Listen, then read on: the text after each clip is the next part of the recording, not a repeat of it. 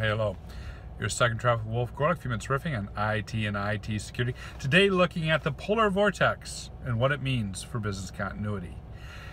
We are in the middle of a deep freeze here in Michigan. It is the deep freeze of 2019, brought to you in part by the polar vortex. It is said that Detroit and Chicago have the same temperatures as the Arctic. Kind of chilly.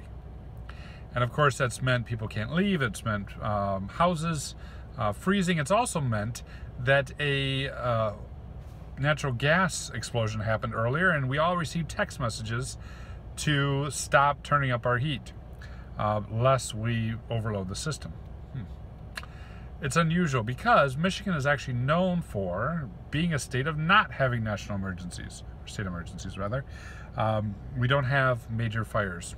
We don't have major tornadoes. We don't have hurricane season, right? And because of that, it's very rare that a state emergency is actually declared. And it's very rare that these natural disasters hit us. And therefore, Michigan is a great place to locate if you want to run a data center. Now, the tip for you is this.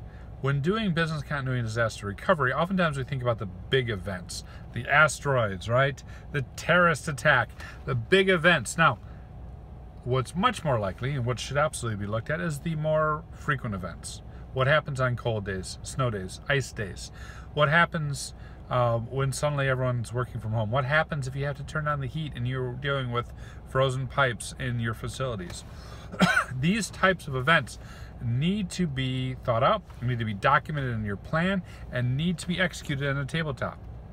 I am absolutely positively convinced that today, when people are working from home, VPNs are getting overloaded, or they weren't set up properly to begin with. People are trying to get their data and it's not there. They're trying to get their applications and not working. Why? Because we haven't tested these things. So it's paramount that we consider these normal disasters, not the fires or the major fires, not the major floods, but the normal everyday, hey, it got too cold for us to go anywhere, and now Detroit and Chicago is the same temperature as the Arctic, and include those in our planning. What do you think? How do you handle these types of everyday events and your availability plans? Do you have data centers in Michigan? If not, you should consider them. Hit me up in comments or social media. Cheers.